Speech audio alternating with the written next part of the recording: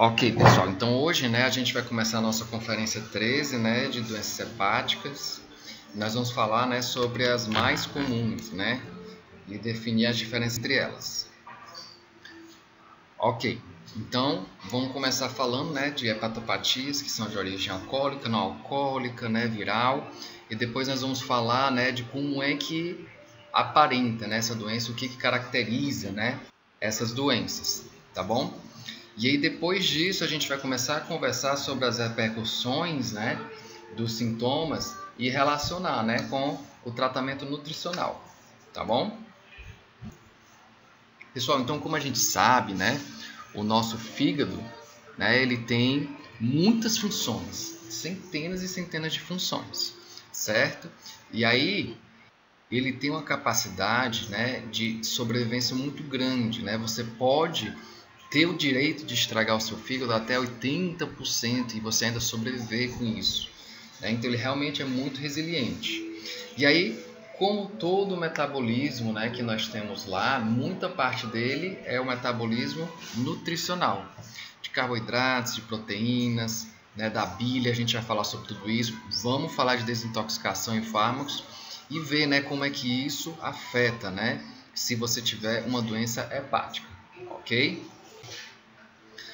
Ok, então pessoal, já falando, né, desse metabolismo nutricional, a gente faz a conversão, né, da parte nitrogenada dos aminoácidos que precisam ser excretados lá no fígado, a gente transforma em ureia. Porque se a gente fosse só remover isso, ele ia se transformar em amônia, ia ser tóxico. Então a gente transforma em ureia, né, esses aminoácidos, o nitrogênio deles, e a gente pode acabar excluindo isso, né, no rim, certo? E lá nós fazemos vários aminoácidos, nós excretamos alguns aminoácidos, não é isso? A gente faz oxidação de gordura, né, para produzir energia para o fígado e para outras finalidades, né, como síntese de corpos cetônicos. A gente sintetiza glicogênio, né, quebra, né, glicose e glicogênio que a gente precisa. E lá, né, tem muitas vitaminas e minerais que acabam sendo armazenados. Bacana. Então essa figura para ilustrar um pouquinho, né, as partes importantes, nós vamos falar do fígado. A gente pode ver aqui, pessoal, que a veia porta é uma via que mais recebe, né, sangue no nosso fígado. Então ela é uma veia que recebe muito sangue e esse sangue vem com muito nutriente, né, particularmente do nosso intestino.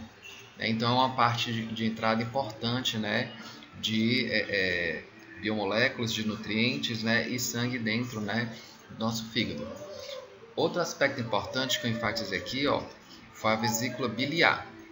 Aqui, pessoal, você vê que tem, né, vasinhos que vão sair de dentro dos hepatócitos, bem microscópicos, parecidos com capilares, e isso vai cada vez mais, né, jogando a bile em canais maiores até vir aqui, né, nesse ducto colédoco e ser armazenado, né, na vesícula biliar ou, né, ser mandado diretamente para o intestino, tá certo? Então existe esse relacionamento, né, dos ductos biliares com os hepatócitos e a gente vai conversar sobre isso, porque é nos hepatócitos, né, que a gente fabrica a bile. Pronto, a primeira doença que nós vamos comentar, né, vai ser a hepatite viral aguda, certo?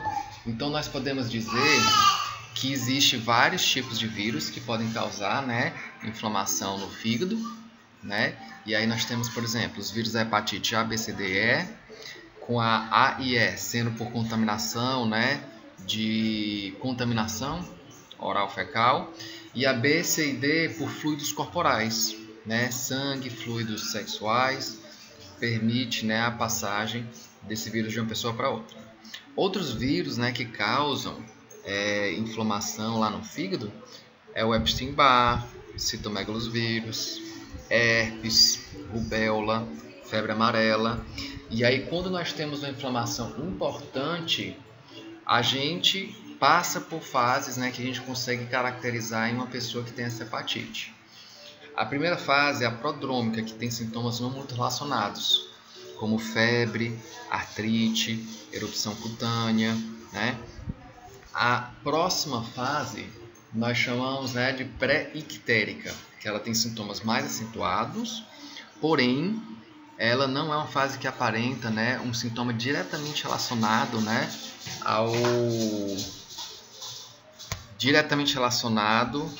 a um problema hepático, né? Então você sente mal-estar, fadiga, erupção cutânea, né?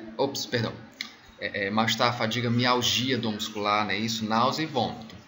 Na terceira fase é que você realmente consegue deduzir que essa pessoa está com problema hepático, porque é uma fase ictérica.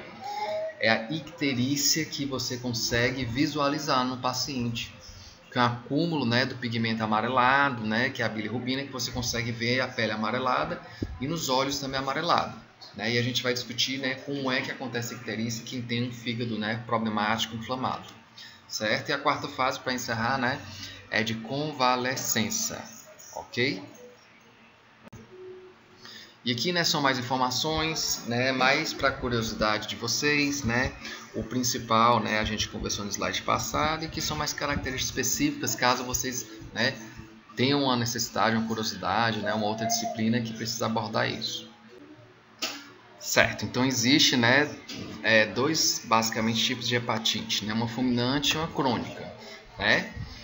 A hepatite fulminante é aquela que dá sintomas graves muito rápido, né, e a gente tem uma marcação disso pela presença de encefalopatia hepática, que a gente vai falar mais detalhes disso, certo? Então, se você não observou que tinha alguma evidência que essa pessoa estava desenvolvendo, né, uma inflamação hepática em 2 a 8 semanas e de repente surgiu com esses sintomas fortes, né, como edema cerebral, né, anormalidades cardiovasculares, insuficiência renal, distúrbios eletrolíticos, então você está diante de uma hepatite fulminante. Causas, né? Pode ser um vírus que complicou, uma intoxicação aguda, né, bem intensa de medicamentos como o paracetamol, né, que é bastante hepatotóxico, toxina de cogumelo, veneno, uma isquemia, esteatose fulminante, né, entre outras razões. Quando a gente fala de hepatite crônica, significa que você está olhando ela ser, né, implementada no prazo de 6 meses, né? Você consegue diagnosticar isso quando você tem, né, um quadro, né, que está andando nessas evidências, né, como biópsia, por exemplo. Causas, né? Pode ser autoimune, viral, drogas também, né, podem causar isso, porque a gente desintoxica drogas lá no nosso fígado. Pode ser uma esteatose alcoólica, pode ser uma esteatose não alcoólica e pode ser doenças metabólicas. Né? Então, as características: fadiga, distúrbio do sono, dificuldade de concentração, dor no quadrante superior direito, né? E a doença, quando vai avançando mais, a gente vai ver aquelas fases, né, da hepatite chegando, né, na fase ictérica. Né? E a pessoa pode ter perda muscular, ascite, edema, encefalopatia hepática e sangramento do trato gastrointestinal. Todas essas características a gente vai discutir em detalhes daqui a pouco, né? Quando a gente falar principalmente da cirrose, ok? Ok, então começando, né, pela doença do fígado gorduroso não alcoólica, né? Isso acontece por causa de alguma anormalidade metabólica que faz com que a gente faça, né, acúmulo de gordura lá no fígado que não é natural. A função, né, do fígado é ele circular a gordura, né, que está em excesso para os tecidos que precisarem utilizar, ou então se tiver excesso de carboidrato e proteína, ele transformar isso em gordura lá para depois circular. Se está acumulando é porque tem alguma coisa errada, né? Então, drogas podem causar isso e principalmente distúrbios como a obesidade e diabetes mellitus. A obesidade é caracterizada por uma grande quantidade de nutrientes. E aí essa grande quantidade de nutrientes pode se refletir numa grande quantidade de proteínas a mais do que o indivíduo precisa e principalmente carboidratos. Aí o organismo, né, vai sempre tendo uma síntese excessiva de gordura, vai tentando bombear para fora e às vezes isso pode ir falhando, né? Principalmente se estiver agravado pela resistência à insulina. Aí sim é um problema, né, grave para o fígado, que é característica, né, que pode levar a diabetes do tipo 2, certo? Então, essas duas características, elas acabam, né, fazendo com que o fígado não tenha uma função normal, né? O excesso de carboidratos, né, que ele precisa transformar em gordura, e aí não consegue bombear o suficiente. A insulina não funcionando. Se a insulina não funcionar direitinho, a gente viu na aula de diabetes, né, que a gordura não entra direito, né, no tecido adiposo, aí pode se acumular lá. Não é isso? A gente não consegue fazer síntese de glicogênio direito, e aí é desviado, né, para transformar em gordura. Então, muito complicado, né? Pessoas que têm esteatose não alcoólica, normalmente, né, tem obesidade ou diabetes tipo 2. Pode ser por causa, né, de um excesso de triglicerídeos, pode ser por causa de outras razões. Quem tiver esse problema acaba tendo, né, uma esteatohepatite, né, que é quando ela inflama, ok? E isso faz, né, com que seja grave, né? Porque a gordura excessiva lá no nosso fígado, ela tem, né, a capacidade de ser oxidada. E a gente viu que gordura oxidada, né, provoca inflamação, e isso, né, vai sendo feito, né, lá no nosso fígado e vai cada vez inflamando. A evolução disso, né, fibrose e depois cirrose. Tratamento, né? Tratamento.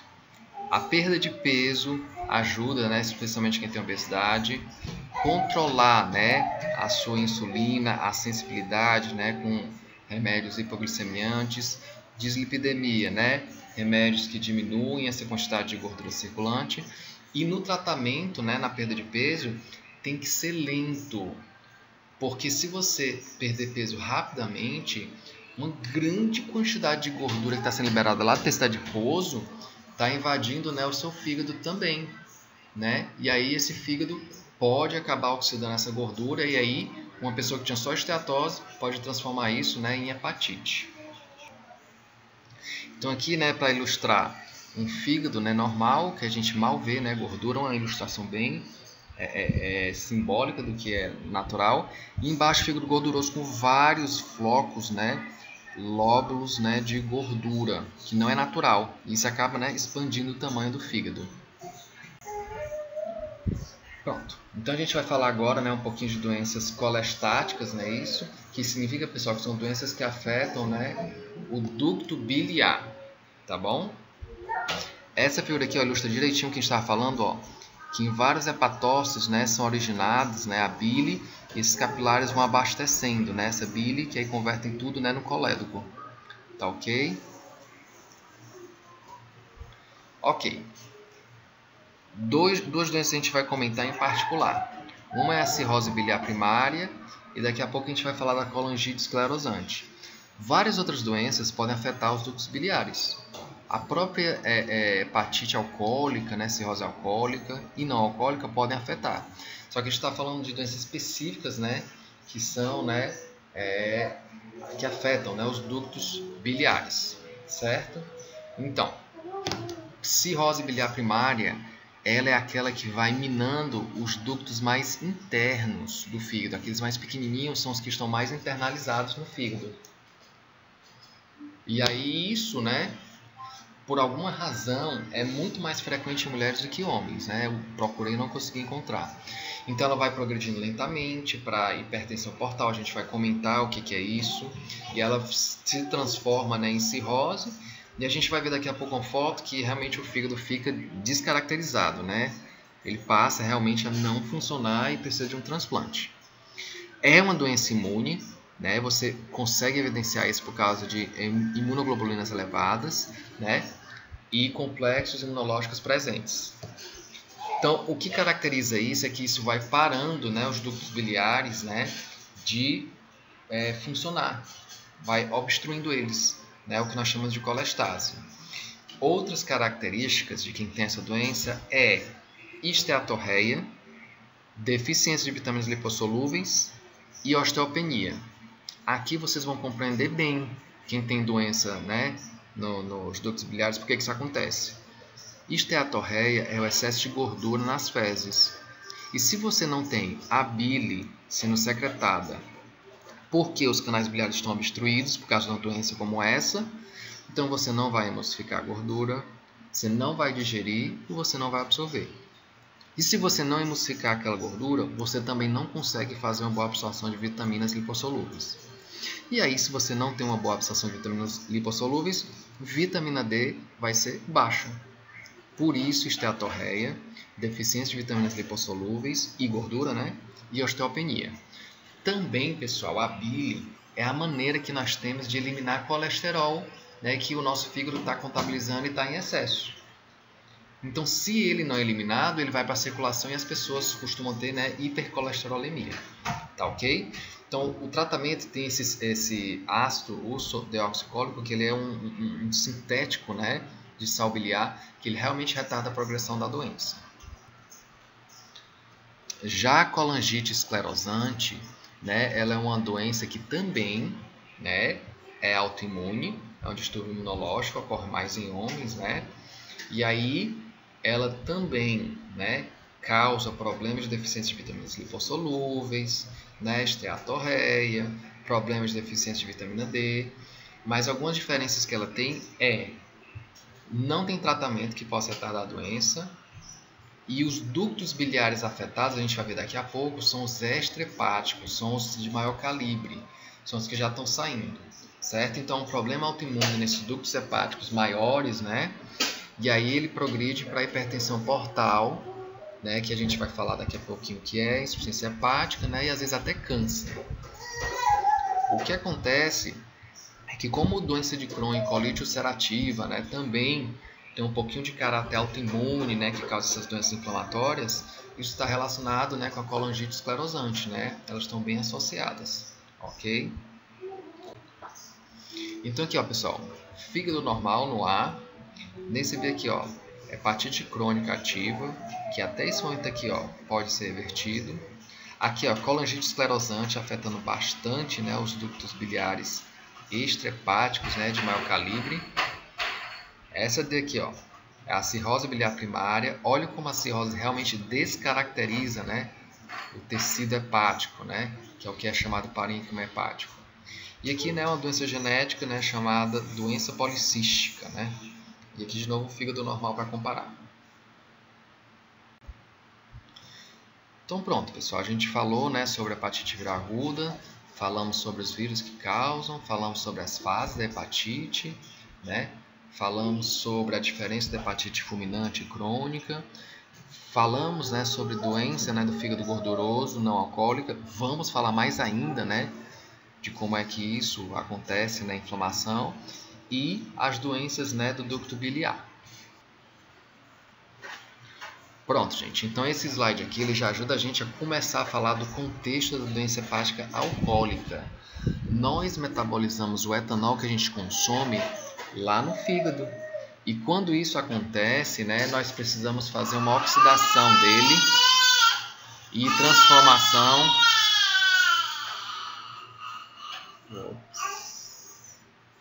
Continuar. Né, precisa fazer uma transformação, né, em acetaldeído. Né? Então, essa oxidação, quando transforma em acetaldeído, a gente vai falar várias vezes que ele é tóxico, principalmente para as mitocôndrias, né, do hepatócito. E aí a gente faz uma outra oxidação a acetato e isso vai formando NADH. E esse NADH tem uma grande, né, repercussão em a gente ter, né, a evolução da doença hepática, começando principalmente, né, com a esteatose.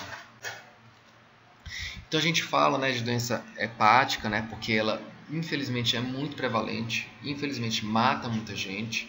A razão é que a gente desintoxicando, né, o álcool lá no nosso fígado, a gente provoca, né, formação de acetaldeído, que é muito tóxico.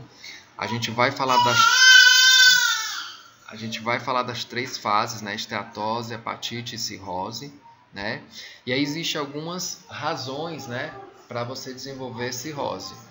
Tem mais predisposições mulheres, existe uma genética que favorece mais, né? Porém, as mulheres têm menos cirrose porque elas não têm um consumo, né, uma agressão tão grande quanto a dos homens, né, de álcool. Então, outras coisas podem influenciar também. Vírus, fatores imunológicos, estado nutricional, né, debilitado. Então, a gente vai ver várias coisas que podem fazer com que a doença, né, avance, né, piore o prognóstico. Ok? Pronto. Vamos entender por que tem o primeiro sintoma de quem consome álcool, né, em período crônico é a esteatose.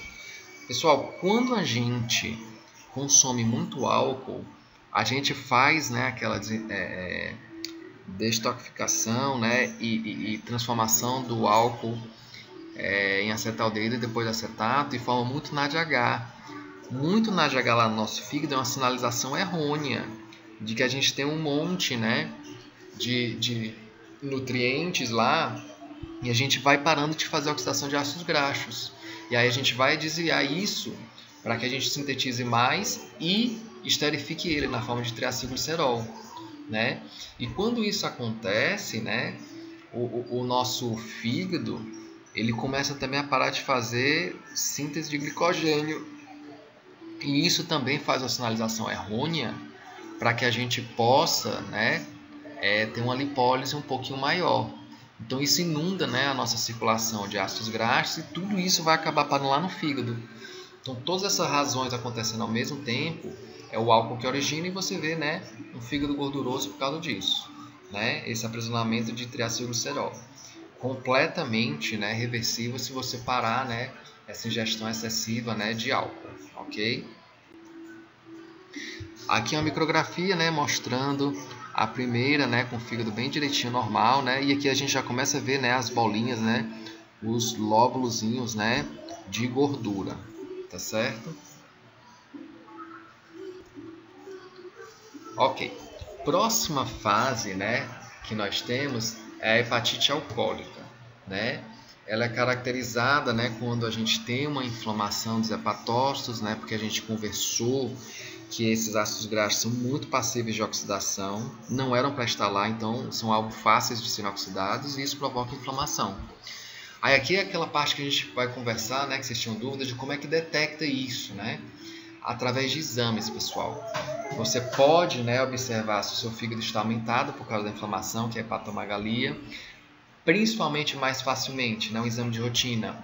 Ver se enzimas que são características, né, são esperadas de estarem lá no nosso, né, hepatócito, estarem presentes, né, lá no nossa circulação, que são as aminotransferases, né? Então isso é um marcador de que células hepáticas não estão intactas, estão morrendo e aí está aparecendo, né, na nossa circulação. Então, exames, né, que marcam aminotransferases altas são indicativos de que está tendo hepatite, né? Bilirrubina, que é, né, conjugada lá no fígado para ser, né, excretada na bile, se o hepatócito está incompetente por inflamação, ela acaba retornando à circulação.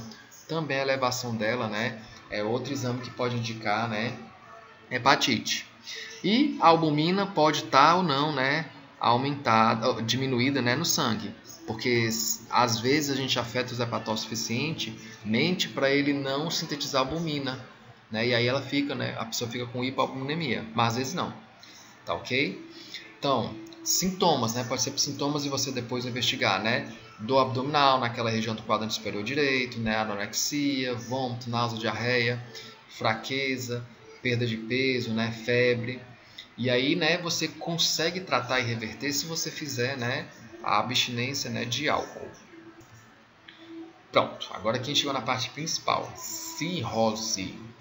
A gente viu a evolução, né, da pessoa consumir bastante álcool, formar acetaldeído na detoxificação hepática, e aí ele é bem tóxico, né, para as mitocôndrias, e aí isso vai, né, afetando o metabolismo, vai causando inflamação e necrose, e ao mesmo tempo, aquele monte de NADH vai fazendo, né, a substituição de gordura como oxidativa, né, e aí você vai fazendo todos aqueles caminhos, né, maior síntese de ácido graxo, menor oxidação de ácido graxo, síntese de triacilglicerol, e aí você captura, né, aquela gordura lá no fígado. E a gente viu que aquela gordura no fígado, né, é altamente passiva de oxidação e inflamação, né? Então, esses dois caminhos, né, vão gerando a hepatite, certo? Aí quando você tem hepatite, você vai inflamando, aí as células vão morrendo. Aí você cicatriza. Aí às vezes você cicatriza errado. Aí forma um tecido fibrótico. Faz isso 1 ano, 2, 10. Então isso vai acabar tendo uma substituição do tecido hepático por nódulos difusos, né, e fibróticos e arquitetura desorganizada, sem capacidade de regeneração, que aí sim a gente chama de cirrose. Tá ok? Existe um estágio intermediário, né, de uma fibrose hepática para uma cirrose. Cirrose tem todas essas características.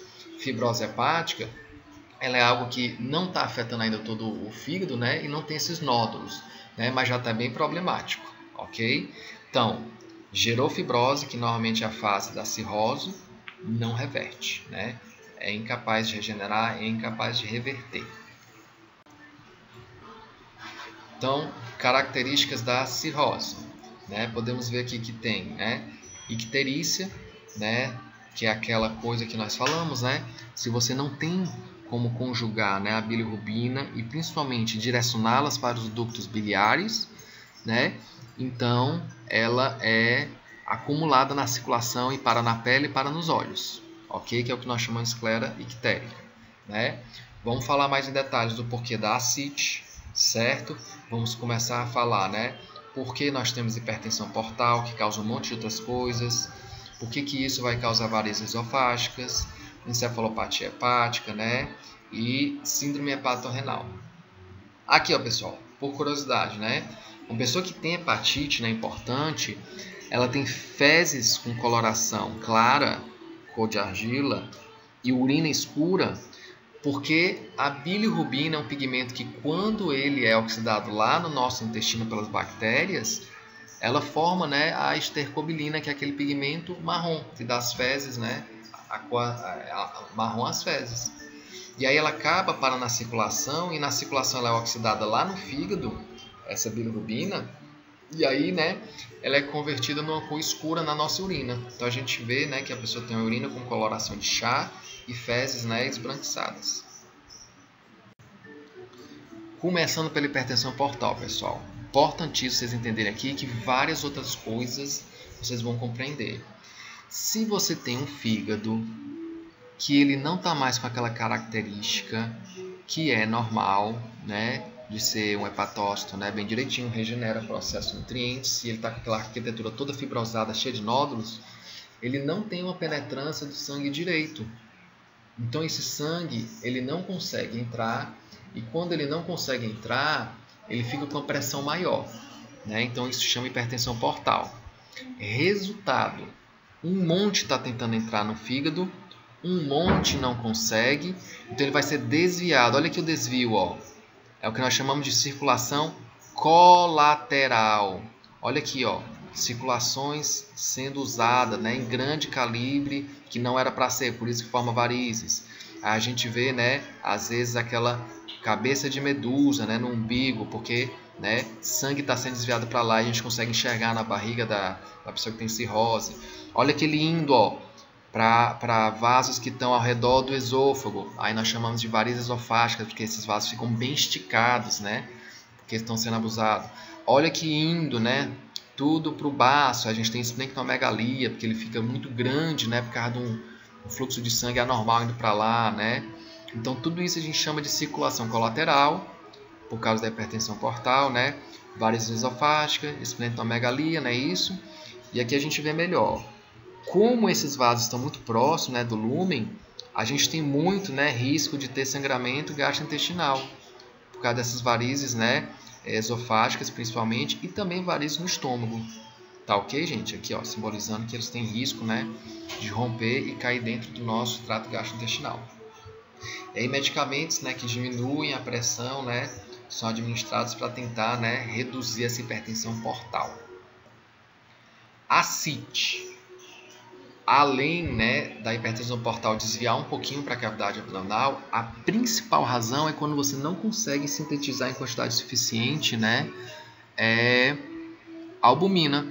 Aí a gente já discutiu em várias aulas anteriores, né, que a hipoalbuminemia, né, deixa o sangue ralinho, e por onde ele vai passando, né, por osmose, por diferença de osmose, ele vai deixando, né, líquido.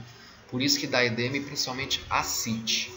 Isso, pessoal, vai provocar, né, um desbalanço, né, eletrolítico, né, de sódio líquido. Isso pode fazer, né, com o sistema, né, renina, angiotensina, aldosterona, né, e o hormônio antidiurético reajam a isso, fazendo constrição dos vasos renais, né, e redução do tônus. Por isso que às vezes quem tem cirrose pode ter, né, síndrome hepatorrenal.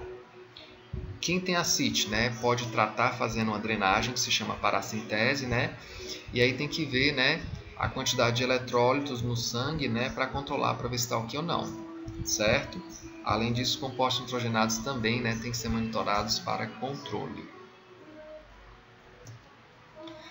Encefalopatia hepática, né, Conversamos sobre icterícia, hipertensão portal, circulação colateral, varize esofágica, ascite e encefalopatia hepática. Isso acontece, a gente vai ver daqui a pouco, né, por algumas razões. A característica dela é a atividade mental alterada, distúrbio neuromuscular e consciência alterada, né? Então, sangramento intestinal, que a gente viu, né, que pode ter gastrointestinal, né? Pode precipitar isso, né? A gente vai explicar já já. Desequilíbrio eletrolítico, presença de compostos nitrogenados, principalmente amônia, pode provocar isso, né? Hipoglicemia ou acidose. As fases da encefalopatia hepática. Elas consistem, né, de uma confusão leve, irritabilidade inicialmente, né, agitação, distúrbios do sono. E a segunda já é uma mais, né, bem característica, né? A pessoa fica desorientada, comportamento bem esquisito, né? Você começa a notar que não tá certo essa pessoa, né? Letargia, sonolência, né, bem mais evidente. E na terceira é uma fase bem crítica, né? Porque essa pessoa está bem confusa, um comportamento bem agressivo. Você diz literalmente que essa pessoa ficou doida. Eu conheço essa pessoa, ela está doida, ela não é assim, né? Então isso é o terceiro estágio da encefalopatia hepática. O quarto, né, é o coma, tá bom? Pronto, pessoal. Nós temos aqui as razões, né, para vocês tentarem compreender um pouquinho por que as pessoas que têm doença hepática, né, têm encefalopatia. Uma das razões, pessoal, é que a amônia ela é jogada, né, na circulação porque o fígado não está convertendo em ureia. E aí isso pode fazer, né, com que isso vá afetar o nosso cérebro e a gente tenha aqueles sintomas. O sangramento intestinal, ele disponibiliza, né, várias proteínas e aminoácidos para as bactérias, né, degradarem para produzir energia. E quando elas degradam esses compostos, a amônia é produzida e a gente acaba reabsorvendo. Então é por isso que sangramento gastrointestinal complica a encefalopatia hepática. Ok? Outro motivo é isso aqui, ó. A gente era para excluir normalmente esses aminoácidos aromáticos como triptofano, fenilalanina e tirosina, né, que não estão sendo mais necessários, estão em excesso lá no nosso fígado. Um fígado cirrótico não consegue excluir, né, degradar e excluir. Resultado, esses aminoácidos, né, ficam mais tempo no nosso, né, circulação. Se o cérebro absorver, triptofano e tirosina, né, e fenilalanina é convertida em tirosina, são precursores de neurotransmissores, né, como dopamina, né, epinefrina e por aí vai. Então isso faz, né, com que o cérebro tenha mais esses neurotransmissores do que o normal e isso pode causar encefalopatia hepática. Resultado, se você quiser evitar esse problema, né, em quem tem cirrose, você oferecer mais aminoácidos de cadeia ramificada, porque eles vão competir com esses aromáticos para entrar no cérebro. E aí isso, né, reduz, né, esses neurotransmissores originários, né, dos aminoácidos aromáticos. Ok? E uma outra razão que ainda não está bem estabelecida, né, é o aumento do GABA. Ok? Pronto. Então nós temos alterações do metabolismo da glicose, né, que às vezes pode ficar com hiperglicemia, porque ela pode não entrar, né, no fígado direito. A gente não está fazendo direito, né, síntese de glicogênio, né? Não estamos fazendo, né, direito esse acúmulo. E aí, né, pode aumentar, né, a glicemia no sangue. Por outro lado, se a gente não consegue fazer gliconeogênese e se o glicogênio que está lá não consegue ser quebrado para o sangue, não tem suficiente, é possível que tenha hipoglicemia. Então, o mais comum é a gente observar pacientes, né, ter na insuficiência hepática aguda hipoglicemia e a longo prazo, né, na crônica, ter, né, hiperglicemia. Ok? Má absorção de gordura, a gente conversou isso direitinho, né? Obstrução do fígado, obstrução de formação da bile, não vai ser excretada, né? Não emulsifica gordura, não absorve vitaminas lipossolúveis, né? Isso. Então, isso tudo, né, é um problema que você observa com esteatorreia. Solução: oferecer triglicerídeos de cadeia média, porque eles conseguem ser digeridos sem a necessidade da bile. Tá ok? E aí, se necessário, né, restringe um pouquinho a quantidade de gordura. Aí no tratamento nutricional, né, da cirrose, a gente tem que reverter a má nutrição, ver a restrição de líquidos para ascite de sódio, reverter a hipoalbuminemia, né, com dieta com bom aporte, né, de aminoácidos, para ver se o fígado, né, consegue responder a isso. Ver, né, encefalopatia hepática, né, se você consegue, né, reverter tudo isso, né, e ver se está com hipoglicemia ou hiperglicemia, né. Má absorção de gordura, triglicerídeos de cadeia média, né, restrição de gordura, e aí, né, ver se precisa, né, oferecer suplementação de vitamina D. Para várias doenças, gente, graves, crônicas, ter, né, uma má nutrição é um prognóstico muito ruim.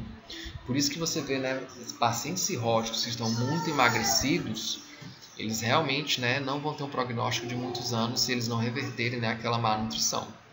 Então, às vezes é necessário, né, nutrição enteral nesses pacientes, se eles não se alimentarem bem, né, e tiverem complicações como ascite, encefalopatia e infecção. Pessoal, a principal razão desses pacientes com cirrose estarem com má nutrição é porque eles não querem se alimentar, né? É fruto, né, da inflamação, das citocinas que a gente falou, né, que causa falta de apetite, um gosto alterado dos alimentos, saciedade precoce, náusea, vômito, né? E eles realmente consumirem álcool e se acostumarem, né, a quererem o álcool, né, ter o vício no álcool e não quererem, né, se alimentar, né, perderem esse costume de se alimentar. Prontinho, né? Então vamos ver as necessidades nutricionais. Quem está, né, com cirrose é uma pessoa, né, que está mais hipermetabólica, né? Então a necessidade aumentada de 20% até 40% a mais, né, da taxa metabólica basal. Se ela tiver algum agravamento, né, como por exemplo ascite, uma infecção, má absorção de gordura, né, isso vai provocar maior necessidade ainda, de 50%, né, a 75%. Então fica como se fosse algo, né, calculado por 25 a 35 calorias por quilo de peso dia, né? Tem que ser usado peso seco. Você não pode oferecer a quantidade de energia para uma pessoa com peso errôneo que está com 5, 10 litros a mais, né, do que o normal. Isso é um cálculo errado. Você tem que estimar o quanto ela está acumulado de líquido e descontar isso, né?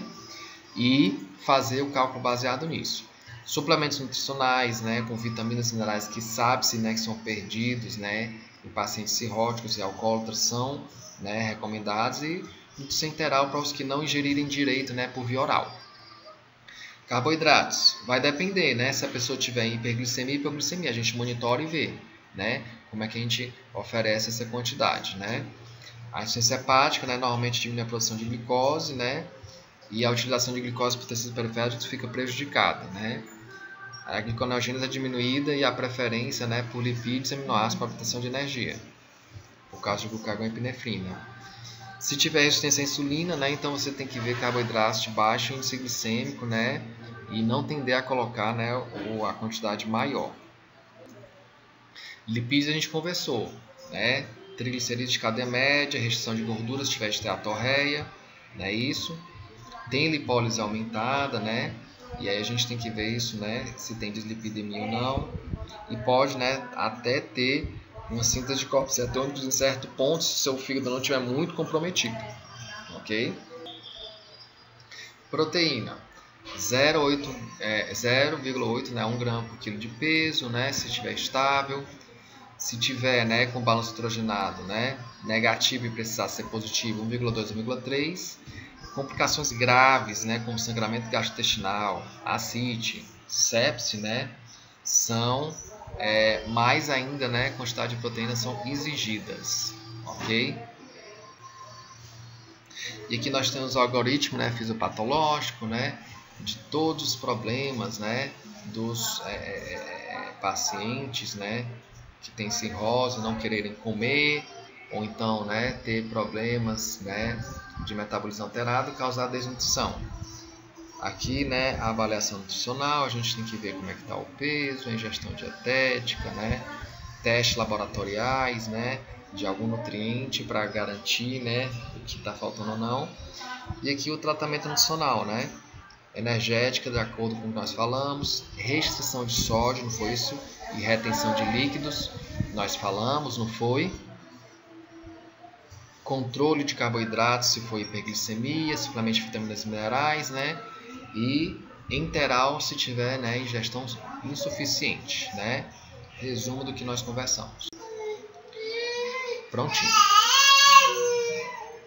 Então aqui, né, foi o que nós falamos, né?